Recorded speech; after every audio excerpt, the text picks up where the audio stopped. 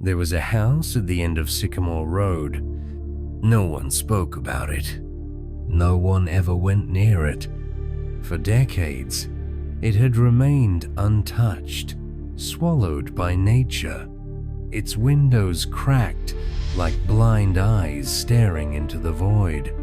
The children whispered that something lived inside, something that never left, something that was still waiting. The police never responded to calls about the house, and those who went inside never came back. Lena knew all the stories. She'd heard them since she was a child, told in hushed voices by kids who shivered at the thought of looking too long at the rotting house. But she wasn't afraid, or at least she told herself she wasn't. She was a reporter now, fresh out of college, looking for her first big story. And nothing made for a better headline than a real-life haunted house. So she went, alone, with only a flashlight and her camera. She stood before the house. It was larger than she remembered. The wood blackened with time, vines twisting around its frame like veins under dead skin. The air smelled of rotting earth, damp and heavy. Her hand hesitated on the rusted doorknob. The metal was ice cold. She swallowed hard and pushed the door open. Inside, the air was thick. Dust hung in the light of her flashlight, tiny particles that floated like ash. The house was too quiet. Not the kind of quiet where a place is simply abandoned, the kind of quiet where something is listening. Lena's footsteps creaked against the wooden floor. Everything was still. A broken grandfather clock stood in the hallway, its hands frozen at 3:13 a.m. A mirror leaned against the wall, cracked down the center. Lena caught her own reflection in the glass, but for a split second, she thought she saw someone else standing behind her. She spun around. Nothing. The house settled around her, breathing, shifting, watching. She took a step forward. Then she heard it. A sound from upstairs. A low, dragging noise, like something crawling. Lena's breath caught in her throat. She wasn't alone. A flashlight flickered. The sound grew louder. Slow. Deliberate. Something was coming down the stairs. She lifted the flashlight, pointing it toward the staircase, and froze. A figure stood at the top of the stairs. Its body elongated, its limbs too thin, its skin stretched tight over its bones. Its face. It had no face. Just smooth, pale flesh where eyes and a mouth should be. But then, it smiled. A mouth split open in the skin, stretching too wide, too deep. Teeth long, jagged, yellowed with rot. The smile widened, and then it moved. Fast. Too fast. Lena ran. Through the hallway, past the mirror, and for a split second, she saw herself still standing in the reflection, watching her run. The front door was still open. She could make it. She was almost there. Then, the door slammed shut. The lock twisted on its own. The thing was behind her, its breath cold against her neck, its mouth close to her ear. Then it whispered, "You're already inside me." Darkness. Lena woke up somewhere else. The house was gone. Instead, she stood in a room with no doors, no windows, just endless walls covered in mirrors. Her reflections surrounded her, but something was wrong. The reflections didn't move with her. They watched her. Their eyes, they had no eyes. One by one, the reflections tilted their heads. Then, they stepped out of the glass toward her. Their mouths began to open, and they all smiled. Wide. Too wide. Their teeth grinding together. Lena screamed. She woke up in her apartment. Her breath came fast, her body drenched in sweat. It was just a dream. It had to be. She reached for her phone. The screen was cracked. There was a video playing. She hit play. The footage showed her, standing in the abandoned house, her flashlight flickering, her face frozen in horror. Then, the screen glitched. For a fraction of a second, something else appeared. Something with no face. Standing behind her, smiling, Lena dropped the phone. Her body went cold. Then, a bathroom mirror cracked. A whisper curled through the air. "You never left." The reflection in the mirror was still smiling. Lena never told anyone what happened in that house. Not because she didn't want to, but because she couldn't. Every time she tried to type an email, her fingers froze over the keyboard. Every time she picked up the phone to call someone, the words wouldn't come out. It was as if something was stopping her. Something inside her. The nightmares never stopped. She would wake up drenched in sweat, her own voice echoing in her head, but it wasn't her voice. It was something else. Something using her own tone, her own mouth. And then there were the mirrors. She stopped looking at them because her reflection had started doing things she wasn't doing. It would smile when she didn't. It would blink at the wrong times. And once, she swore she saw it move away from the glass. Just a fraction of an inch. Like it was trying to get out. Lena knew she needed help. She contacted Dr. Harrow, a paranormal investigator she had interviewed once for an article. He had spent his life debunking haunted houses, but even he had admitted that some things couldn't be explained. When she called him, she barely got the words out. "I think I brought something back with me," she whispered. Dr. Harrow's voice was calm but serious. "Meet me at my office now." His office was in an old brick building downtown, the kind of place where people never noticed what was happening inside. She stepped inside, heart pounding. The room was dimly lit, cluttered with ancient books, strange artifacts, and a single full-length mirror covered with a sheet. Dr. Harrow studied her as she sat down. "You're not alone, are you?" Lena swallowed hard. "What do you mean?" He gestured toward the mirror. "It's been watching you since you walked in." Her breath caught in her throat. She turned. The sheet covering the mirror was gone, and her reflection was wrong. It wasn't copying her movements.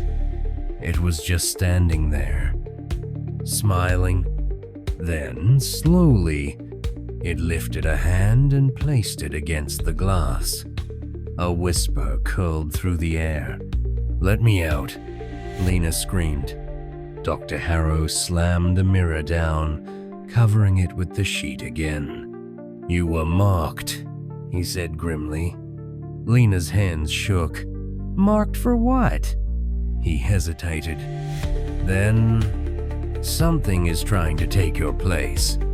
Lena's stomach twisted. "I don't understand." Dr. Harrow sighed. "When you entered that house, you let it in, and now it wants out. It wants to become you." Lena's blood ran cold. "How do I stop it?" Dr. Harrow hesitated. "You go back." Lena's body stiffened. No way. I barely made it out." Dr. Harrow shook his head. "You didn't make it out." Her breath caught in her throat. His eyes darkened. "You're still in the house, Lena. You never left." She ran out of the office. She didn't stop. She barely heard Dr. Harrow calling after her. Her mind screamed as she reached the street and saw the house. It was right there, where her city street should have been. Sycamore Road. The house waiting for her. It had followed her. The front door was open, and standing in the doorway was herself. Not a reflection, not a hallucination. Another Lena. Smiling. Wide. Wrong. It spoke. "Come home." Lena didn't move. She knew she should run, but something pulled at her, an invisible thread dragging her back toward the house. Her other self stepped forward. Its eyes were empty, its teeth too sharp. And then it lunged. Lena screamed. Darkness swallowed her whole. She woke up somewhere else. A room with no doors, no windows, only mirrors everywhere.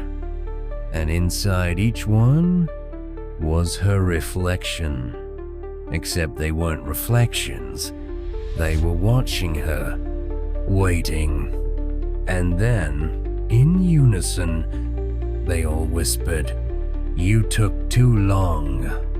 Lena backed away. No. The reflections stepped forward, their faces twisting, their smiles widening. "You're not real anymore." Lena's mind snapped.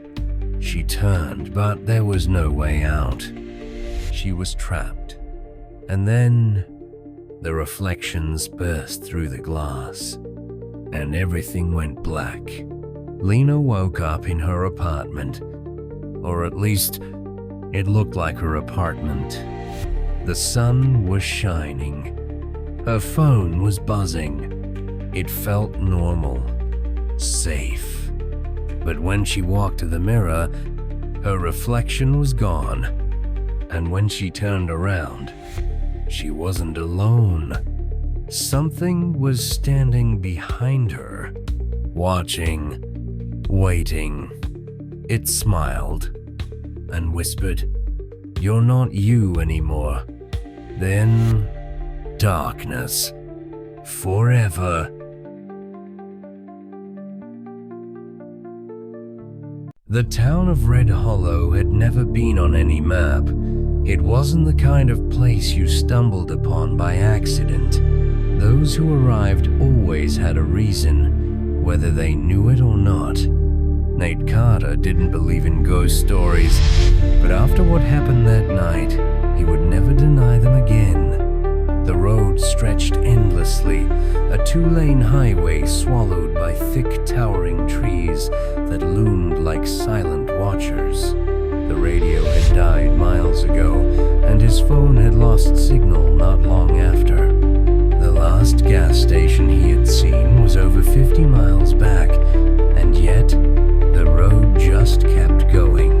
No towns, no turnoffs, just a single wooden sign that read, "Welcome to Red Hollow." He should have turned around, but forward. A town that shouldn't exist. A place frozen in time. The buildings were too old, the streets too quiet. He drove through, searching for signs of life. There were no cars, no people, just an empty town waiting for something. Then he saw the woman in the white dress. She stood at the edge of the road, her back to him, her long black hair covering her face. He slowed the car, hesitating. Something about her was wrong. She didn't move, didn't turn. Just stood there, perfectly still, her feet bare against the pavement. Nate swallowed hard. He rolled down the window just an inch. "Miss, are you okay?" No answer. The silence pressed against his skull, suffocating. Then she took one step backward, not forward, backward, closer to his car. His breath hitched.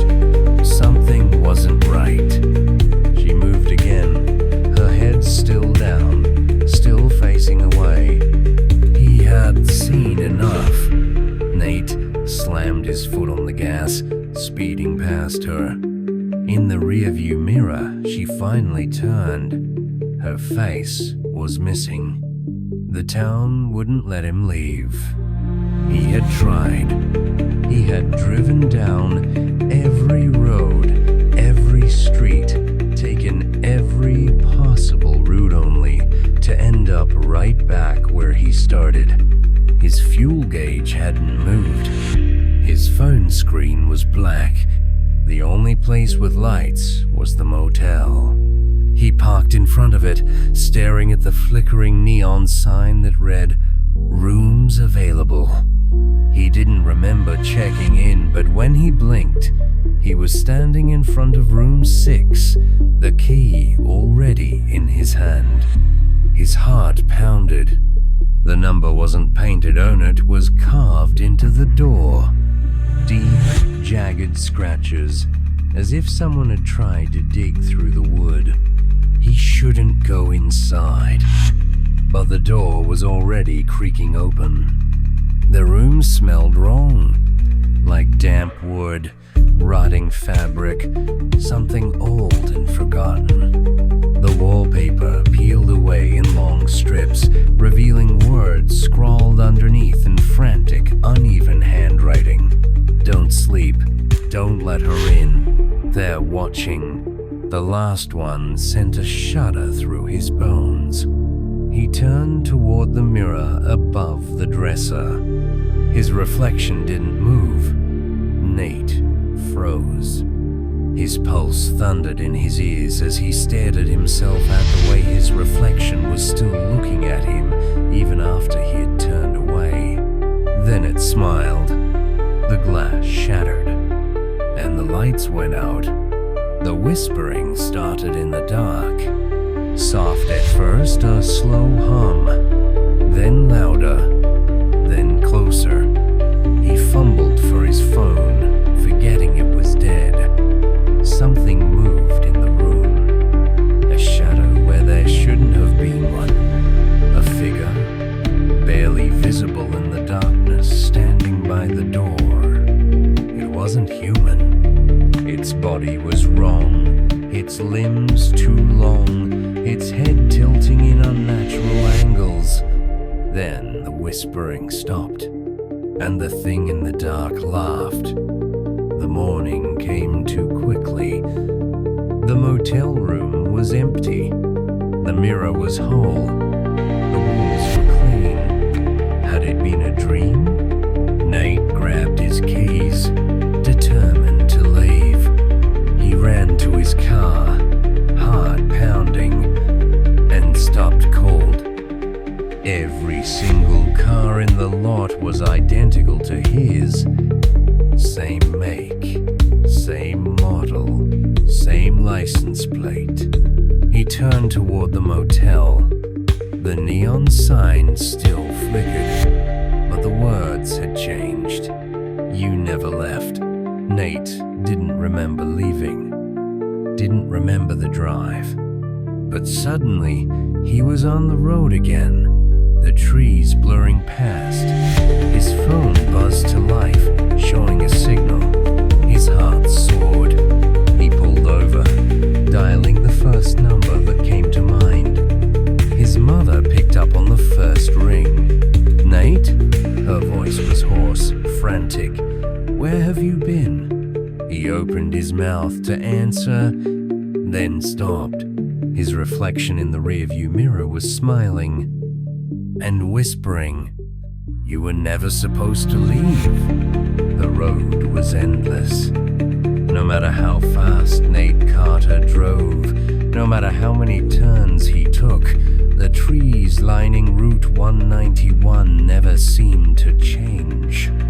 The dark asphalt stretched into infinity, the moon hanging too still in the sky, as if time itself had frozen.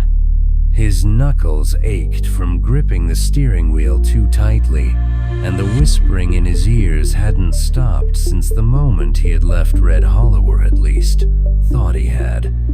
The moment his mother had answered the phone, the moment he had heard the fear in her voice, Nate knew something was wrong. Because when he had spoken, the voice that came out of his mouth wasn't his own. The call had ended with his mother's screaming before the line cut out. And then, the whispering began again. Not outside the car, not from the radio, but from inside his own head. The gas station appeared out of nowhere. 1 second, the road was empty. The next, the rusted neon glow of a decrepit roadside station flickered to life, its sign barely legible. Hollow Pines, last stop for 100 miles. Seen this before. He pulled in anyway. The pump's handle was already in his hands before he realized he hadn't moved to grab it. The gas station door creaked open. The cashier stood behind the counter, his skin pale and stretched, his eyes too dark, too hollow. His name tag read Marty, but the letters were smudged, like they had been scratched at from the inside of the plastic. Marty grinned. "You shouldn't be here." Nate swallowed. "Yeah? Tell me something I don't know." The cashier didn't blink. "Do you remember how you got here?" The words hit Nate like a punch to the gut, because he didn't. One moment, he had been driving. The next was here. A memory surfaced, one that didn't belong to him. He saw himself walking into the gas station before. The same station, the same flickering lights, the same man behind the counter. Except that hadn't happened yet. Or had it? A static hum filled the room. Marty was still smiling. "Take the key, Mr. Carter." There was no key on the counter. But when Nate blinked, one was suddenly there. The motel was waiting for him. It was always waiting. The sign flickered as if it had been left untouched for years. The same neon glow, the same empty lot. And at the far end of the hallway, room 6. The number was carved into the wood, just like before. His hands trembled as he pressed the key into the lock. The moment the door creaked open, the whispers stopped. Silence. Thick. Suffocating. Then, a shadow moved in the mirror. It wasn't his reflection. The room was exactly as he remembered it. The same peeling wallpaper, the same damp scent of old wood and rot, and the same message scrawled onto the walls beneath the wallpaper. "Don't sleep. Don't let her in. You never left." The last one sent a spike of ice through his spine, because this time his name was written under it. His head snapped toward the mirror. His reflection was watching him and smiling. The lights flickered. The whispering returned. But this time, it wasn't coming from the room. It was coming from inside the mirror. His reflection took a step forward without him moving. It raised its hand and pressed it against the glass. And then, it spoke. We're not done yet. Nate woke up outside the motel. The neon sign buzzed above him. His car sat idling in the parking lot, its headlights already on. His fingers were curled around the key in his pocket. His own voice whispered in his ear, "Get back in the car." He turned slowly toward the motel office window. Inside, behind the glass, his reflection was still there, watching, smiling, and it waved. He drove, and drove, and drove. The road stretched forever, looping back on itself. The gas gauge never moved. The clock on the dashboard stayed frozen at 3:13 a.m. The headlights flickered. Then the gas station appeared again. Nate slammed the brakes. The rusted sign buzzed overhead. Hollow Pines. Last stop for 100 miles. A figure stood under the buzzing light, waiting. Not Marty this time. It was a woman, dressed in white, long black hair covering her face. The same woman from Red Hollow. She slowly lifted her head, and this time her face wasn't missing. It was his. The next morning, a state trooper found an abandoned car on the side of Route 191. The engine was still running. The driver's seat was empty. The only clue was a message written in smudged fingerprints on the inside of the windshield. "Don't let him out." And when the officer looked into the glass, for just a second, he saw someone else staring back. The cold wind howled through the empty streets of Blackwater Falls, a town that had long been erased from most maps. The fog clung to the abandoned houses like a living thing, slithering between the cracks of the decayed wood, curling around rusted street lamps that flickered against the night. No one ever came here willingly, but Daniel Carter didn't have a choice.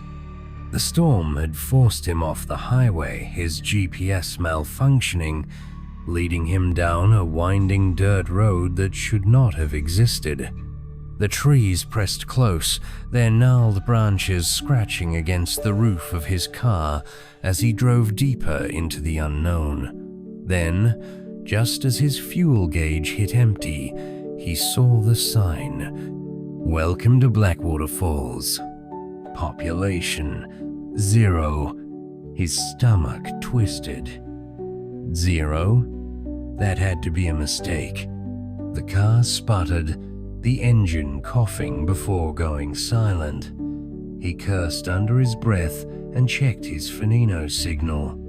Rain pelted against the windshield in thick, heavy drops, turning the world into a blur of black and gray. He had no choice but to get out and find help. He stepped onto the cracked pavement, the cold sinking into his skin instantly. The houses lining the streets were in ruin-shattered windows, doors hanging off their hinges, rooftops sagging under years of decay. Yet, something about them felt wrong. It wasn't just that they were old. It was as if they had been left behind all at once, abandoned in a single instant, frozen in time. The wind carried whispers. Daniel turned sharply, but the streets were empty. The only sound was the rustling of leaves and the faint, rhythmic dripping of water from unseen places.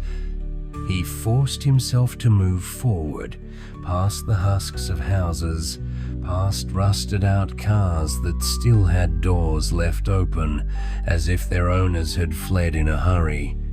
The gas station stood at the end of the road, its neon sign buzzing weakly. He pushed open the glass door, the bell above it letting out a sharp, metallic clang that made his skin crawl. Inside, the air was stale, heavy with the scent of mildew and something metallic. The shelves were still stocked, but the labels on the products were faded, peeling as if they had been sitting here for decades. Then he saw the newspaper. It sat unfolded on the counter, yellowed with time. The headline sent a chill through his bones. Blackwater Falls vanishes overnight. Ed lost. The date was from 30 years ago. Daniel's pulse thundered in his ears. This had to be some kind of joke. A ghost town couldn't just vanish. A creaking sound came from the back of the store. His breath hitched. A door slowly swung open, revealing the back storage room. Darkness yawned beyond it. Thinner footstep. Daniel took a step backward, his heart hammering. Another footstep. Closer this time. A shadow shifted in the doorway. The store lights flickered. And then he saw her. A woman stood just at the edge of the darkness, half concealed by the doorframe. Her dress was old-fashioned, soaked with something dark. Her hair clung to her face in wet, tangled strands. Her eyes were missing. She opened her mouth, but she had no tongue. The whisper came from behind him. "You shouldn't have come here." Daniel spun around. The clerk was standing at the register now, though he hadn't been there before. His face was wrong, the skin stretched too tight over his bones, his mouth twisted into a too wide grin. "You need gas?" The man's voice was hollow, distant. "We got plenty." Daniel took a step back. The door to the gas station slammed shut. The clerk's grin widened. "You're not supposed to be here." The windows went dark. The store lights buzzed out, plunging everything into suffocating blackness. And then the breathing started. Daniel fumbled in the darkness, his fingers brushing against shelves, knocking things over as he stumbled toward the door. His heart pounded in his chest, his pulse a deafening roar. The whispers grew louder. The floor felt wrong beneath him. Soft, like flesh. He reached for the door handle. A hand grabbed his wrist. Cold, wet fingers digging into his skin. He screamed. Then, nothing. He woke up in his car. The engine was running. The rain had stopped. His heart pounded as he looked around. He was parked on the same empty street in Blackwater Falls. The houses were still decayed, the fog still thick, but something was different.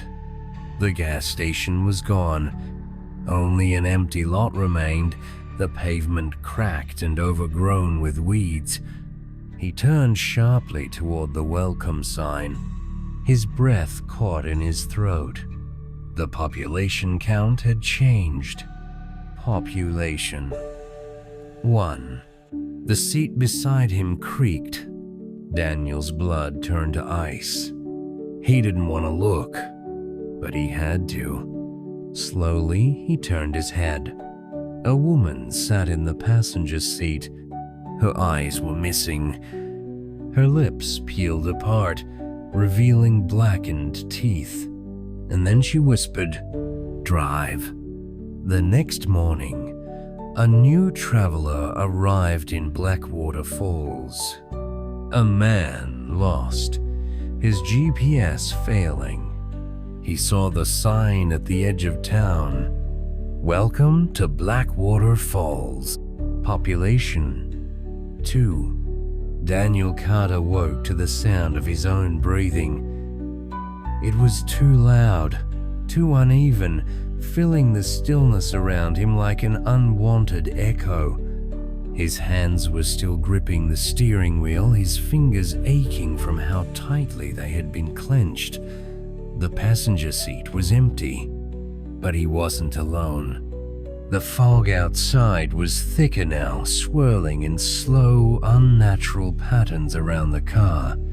The houses on the street looked more decayed than before, their broken windows like hollow, watching eyes. The Blackwater Falls welcome sign still stood at the edge of the road, but the population count had changed. Population 0. Daniel's stomach twisted. It was a mistake. It had to be. He checked his Finino service. The radio crackled softly, an eerie hum filling the space around him. His car's headlights flickered as if the battery was failing, but that wasn't possible, because the engine was still running. A whisper curled through the static. "Get out." His breath hitched. He wasn't about to stay in the car another second. He shoved the door open, stumbling onto the damp pavement. The air smelled wrong, like rust, like earth freshly dug up. The fog was getting thicker, wrapping around the houses, pressing in from all sides. He turned toward the street, looking for a way out of this nightmare. And then the street moved. The houses shifted, twisting in on themselves, their structures warping as if the very town was alive. The road ahead stretched longer, bending at impossible angles, leading him back toward the center of town no matter which direction he ran. His footsteps echoed, too loud in the empty streets. A shadow flickered past the alleyway between two ruined buildings. Daniel's heart slammed against his ribs. He turned sharply, nothing was there, but he could feel something watching him. The neon sign of the gas station flickered in the distance, its lights barely cutting through the fog, but Daniel had seen it disappear last night. And yet, there it was again. He had two choices: stand in the middle of this dead town, waiting for whatever was lurking in the dark, or go inside the one place that had given him answers before. His feet moved before his mind caught up. The gas station door creaked open, the stale air pressing against him like a wall of heat. The shelves were still stocked with items that looked decades old, their labels faded, covered in dust. And then he saw the newspaper again. It wasn't the same one from last night. The headline was different. Blackwater Falls, missing traveler found. Daniel's stomach twisted as his eyes moved to the photo beneath it. It was a picture of himself. His own face staring back at him, the shadows under his eyes deep, his expression terrified. The ink was still wet. A chill crawled up his spine. "Can I help you?" Daniel flinched, his blood turning to ice. The clerk was behind the counter again, but this time his face had changed. His features were distorted, stretched at odd angles, his mouth too wide, his eyes too dark. But the worst part, the thing that made Daniel's lungs seize in horror, was the uniform he was wearing. It was Daniel's own jacket, his own clothes, and his name tag.